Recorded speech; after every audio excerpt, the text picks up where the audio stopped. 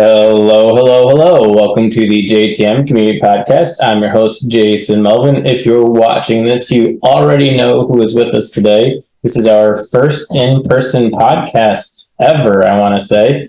Before we get into all of that, of course, if you want to touch base with me for advancement advising, you can do so at j-tm.community. If you want podcast-specific stuff, just add /podcast to that. It'll take you exactly where you want to be. The easiest thing you can do to be a part of the community is join the Facebook group. All the socials are on the website on the top right-hand side. TikTok also is not about the videos we make, but the liked videos, which has a bit of human connection, motivation, and inspiration sprinkled with a little bit of humor as well.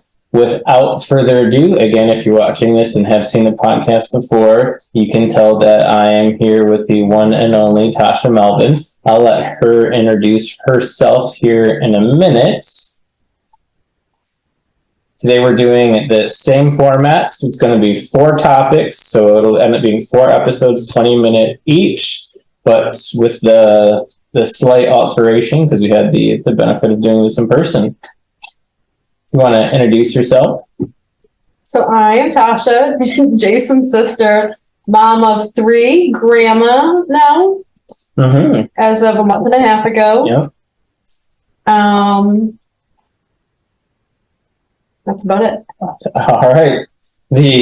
So we are going to dive into 4 topics. The part 1 will be on moving on or giving up. The second will be on our lives, or our lives are what we create or what we allow. And then third will be the importance of creating traditions. And then 4th is what do we have too much of?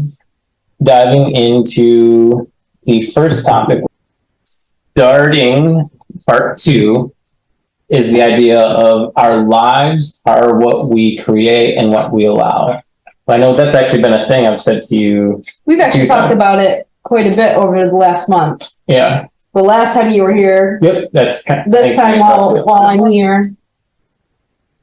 What are you doing? It was like cat hair or something on your face.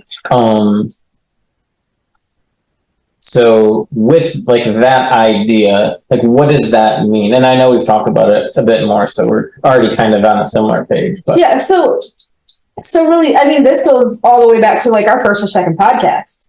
You know, a lot of things are perception and what you allow. Yeah. You know, it really kind of goes full circle. Like, yeah, your life is what you make it. It's all based off of your choices. Choices that are good and choices that are bad. Relationships are how great you make that. Whether it's, you know, that you put the time and the effort into friendships, into relationships, you know, it's what you make it. It's what you allow. It's what you give. You know, I mean, life would be so much easier if everything was just black and white. You know. Yeah, I mean it's not that far off. Like humans are remarkably basic. Like we think that like we're very complex things biologically. Like I would agree with that, but there's a reason why you can condition almost any kind of behavior. Sure. Right? And we do it en masse. Sure. Social media, the government does it en masse by the millions. That's how predictable it is. Right. And let's be honest. Anytime in your life that you were doing the thing that you shouldn't be doing, you knew at the time that that wasn't the thing you should be doing. Anytime you've done a thing that you knew you should be doing, you had a sense that you knew that you should be doing that thing. There's definitely parts of all of that, whether you feel it in your gut or you think it with your head or you feel it in your heart. Sure.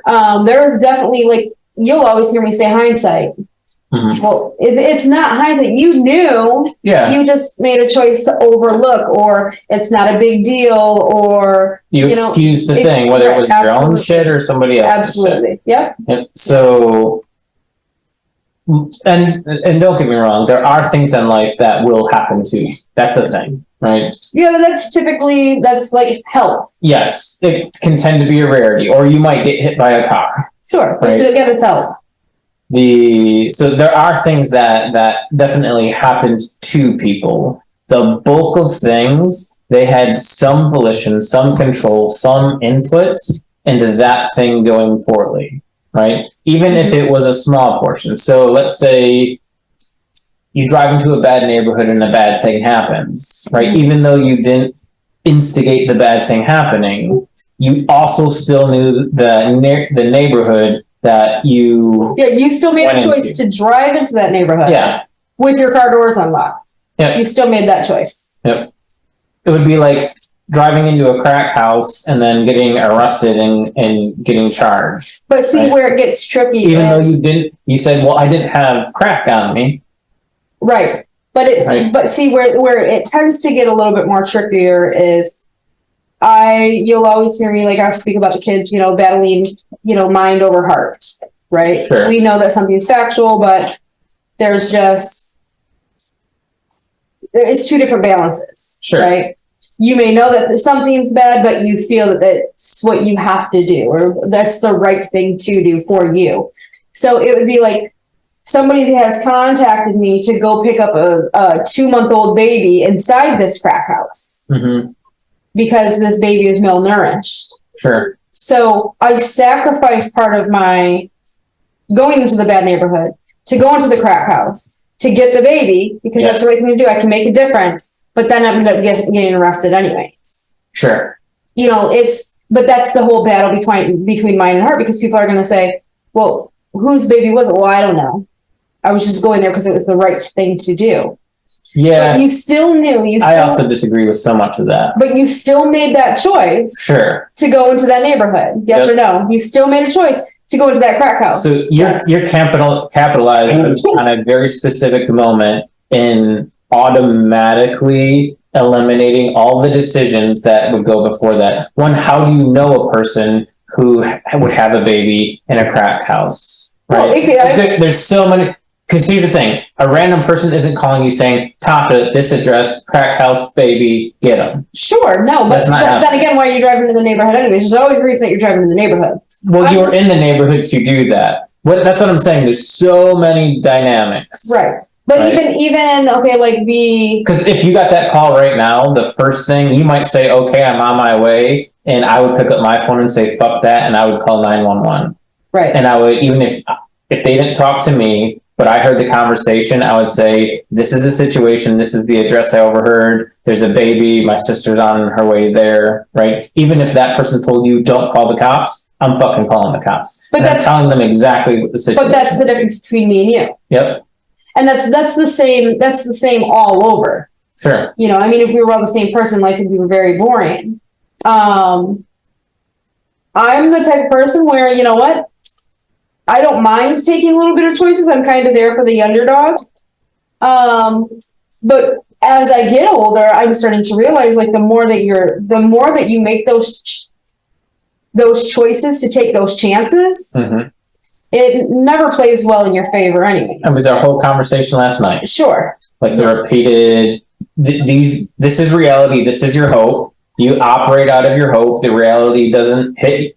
Right. Your hope and reality doesn't mix. And the person that gets hurt in it anyways is self. You. Right. Yep. Is you over and over and over and over. Yes. Right. And then it hurts other things, hurts relationships, causes you stress, causes you anxiety. Yep. Right. And I'm not saying that people shouldn't do things. Right. Right. But within the parameter which they can identify is like, this is a healthy thing. Right. So even if it came to, again, under the guise of what we're talking about now, compared to what we just talked about in part one. So part one being moving on or giving up, right? We talked about the house. Right. So, So going into our lives are what we allow or what we create, right? It would just be approaching things differently. Sure. Especially once you know better, right? Sure. So you can't really, I can't fault anyone for being naive or ignorant. And I don't mean that is like an insult of simply not knowing better. Like if you went through a neighborhood and it was a bad neighborhood because you got lost. Yeah. And there's nothing that triggered your head that it was a bad neighborhood. Right. Then absolutely, I can't fault you. Right. I mean, I can, but to different degrees. So like, how did you get lost? Did you not have your phone in? Did you not have GPS? Like, like all the things that also led to that. Right. Why did you allow your phone to die and your car get low on gas? And, yeah, the only thing that you can ever, in this world, it's so much easier to point the finger at somebody else. Oh, yeah. It's somebody else's fault. It's not my fault. Yep. But until people start owning their bullshit, like, I by no means am perfect. Sure. And I've been in many situations where I think more so with my heart than what I know factually. Because there is that hope of, oh, yeah, this person's changed, or, oh, yeah, it's going to be different. Or, oh yeah, they're good. They said they're going to do this now. I want to have faith and hope that that's what it is going to be. So I mean, this kind of goes back, and I know this may be kind of harsh. You said it, like how people really are and how I hope they are. Mm-hmm. Typically, there's some in between, but when they fall short of that hope. Mm-hmm. I really just set myself up for failure. Yeah. And I'll never forget, and you can cut this out if you want to, but I remember, so when Mom was alive, I would always have the conversation of, I wish Mom was the person that would come here for Christmas and would help me bake cookies and let's have a glass of wine and, You wanted that Hallmark family. Sure. Yeah. I mean, it didn't have to be Hallmark. I mean, I'm just saying as a matter of speech, which I would have loved that also. Right. Yeah. Like, it'd be nice to have an evening where, I could cuddle with my mom on the couch and we could drink a glass of wine and watch a movie or be able to go to lunch. And I'm not talking about living with my mom all the time, nothing like that. But these are the things that... Spending those mother-daughter moments. Sure, that I would have, enjoyed. Mm-hmm. And I know, like, as an younger adult, it would always fall short. So, like, don't get me wrong, she had a huge heart, but it always fell short of her action. Mm-hmm. There was always this, no matter how big the action of the heart, it was almost, this is from me, so I will say it was always fueled by an alternative motive. I shouldn't say that. It always came with contingencies. There's always fine prints to that exchange, and it might not pop up the next day. It might be 6 months, a year, whatever it would be. Right. But it would be like she's stockpiling that ammunition. Right. It's for a thing. She's taking tick marks. Yep. She's taking tick marks. Mm-hmm. And a lot of those things were also not built in reality. And it was, yeah. Well, anyways, so, I would find myself, we would have a falling out and then things would work out. And then we'd have a falling out and then things would work out. And that was our relationship from 12 to 35. Yeah. Right. And I continue to always let that be my relationship because that was my mom. Mm-hmm. Now, if you take the kids out of the situation, maybe boundaries could have been broken there a little bit more. Boundaries could have been set there a little bit more. But again, I'm not the one that judges my children's journeys. Like that's a whole other mindset. But I remember always constantly feeling hurt. Like, I wish she would go to this volleyball game. I wish she would do this. I wish she would do that. Like, I couldn't understand like why I didn't deserve that. And me and you had the conversation of you're hoping, like you're loving her for what she can be, not for what she is. Mm-hmm. But I remember, so when she had fallen, she was in Flint Hospital in ICU. This would have been right at the end. This is right at the end. And I remember talking to you outside, and I was talking to you on the phone, so you hadn't made it there yet, or you had went home. I don't know. I know I was talking to you on the phone. So I was smoking a cigarette, walking up and down the sidewalk. Mm-hmm. And you said something, and when you said it, I was so appalled that you had said it. And it wasn't until a couple years later that I understood what you said. What did I say? So you had said to me, because it was looking like we were making the choice to take her off of life support. Yep. There was going to be, there was no hope for her. Yeah. Even a miracle wouldn't have helped. And you had said to me, you said, well, you need to look at it like this. At least this gives you closure that she'll never be the mom you wanted her to be.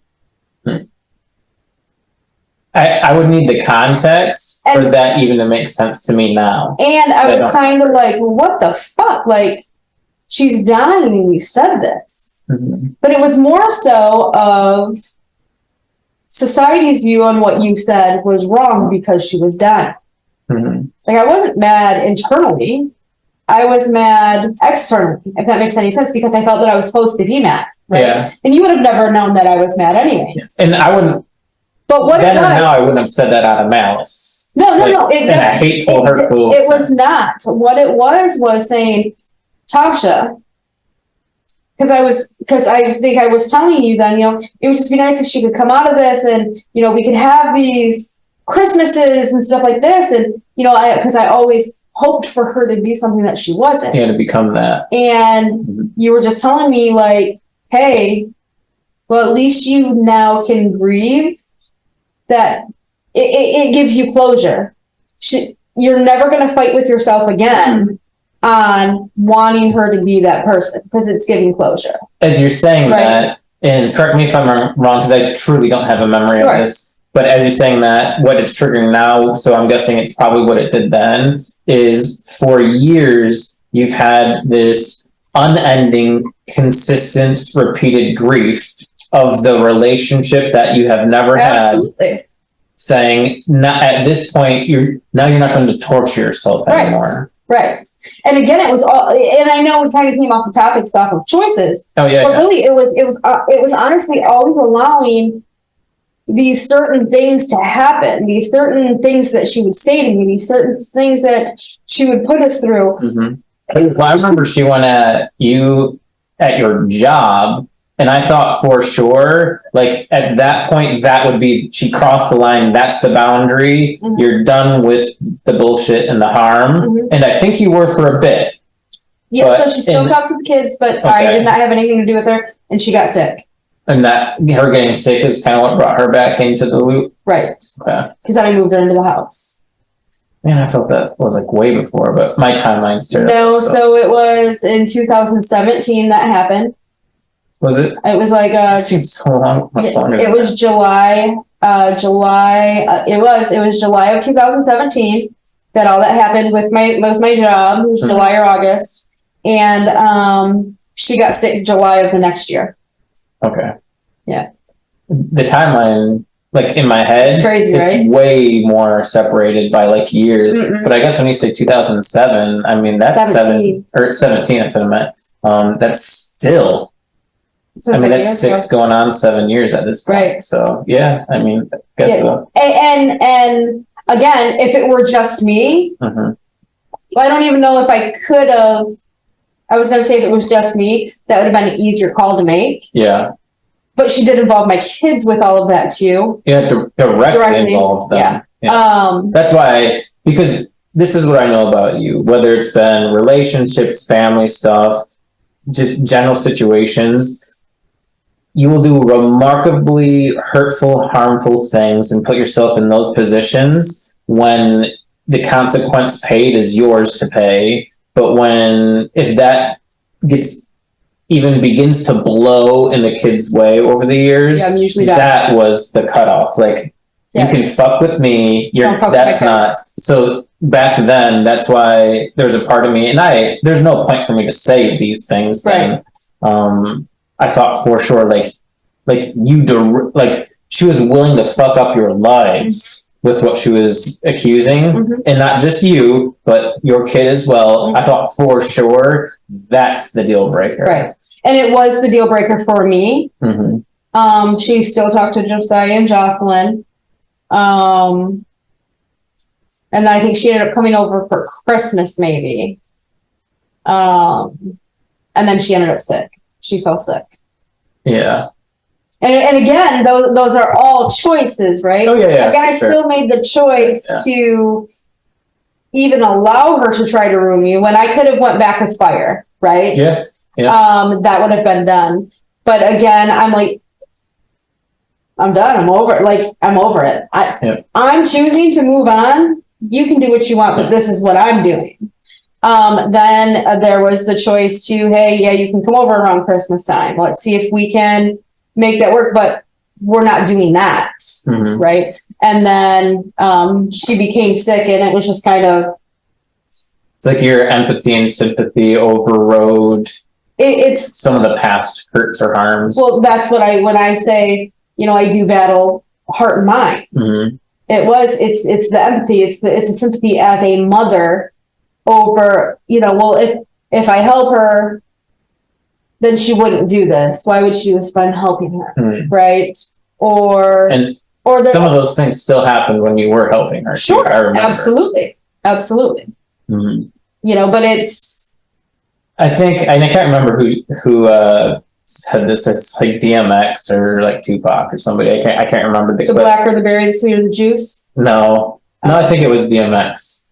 He was talking about people, and I think he uses, it's like the idea of expect the thief to steal, right? Like expect the snake to bite, kind of thing. And do you get pissed off at the snake when it bites you? No, that's what snakes do. Right. You might get pissed that you got bit, but you expect the snake to bite, right? Well, there's that whole story, I don't know if you came across it on Facebook, of the lady who was sleeping with a python.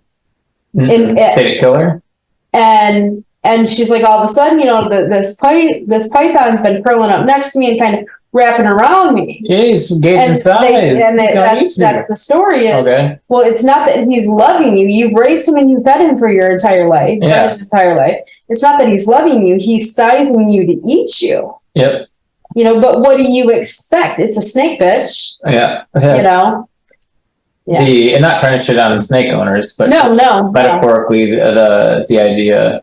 I think that makes a lot of sense, both in talking about things that you've created, that you've invited into life, but also things that you've allowed in. Sure. Right? And to each their own, of course. But I think the important nugget there is, one, understand, like take a step back, understand what these things are going on, because we're not victims of our own circumstance. Sure. We're creators of it. Right.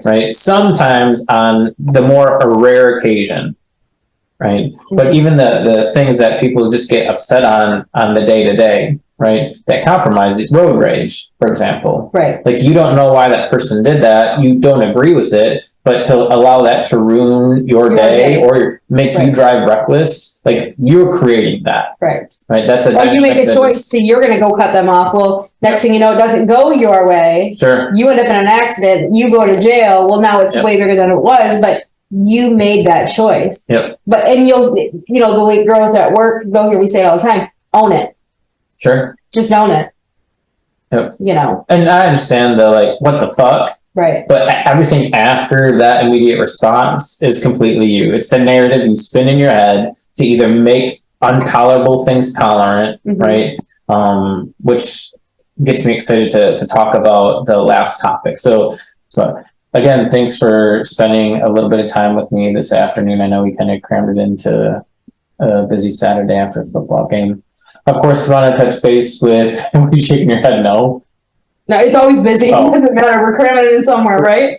If you want to touch base with me for advancement advising, you can do so at j-tm.community. If you want podcast-specific stuff, just add /podcast to that. Of course, top right-hand side are all the social medias. The easiest thing you can do to be a part of our community is to join the Facebook community. Every Monday, a new episode goes live. Every Monday, a new poll also goes live. You all dictate what the topics that we discuss are. So send in your stories, share your input, give us those life experiences, and then we turn that into topics. Of course, you can check out the TikTok. Again, it's the liked videos, not the videos we create, for a little bit of motivation, inspiration, human connection, and a little bit of humor.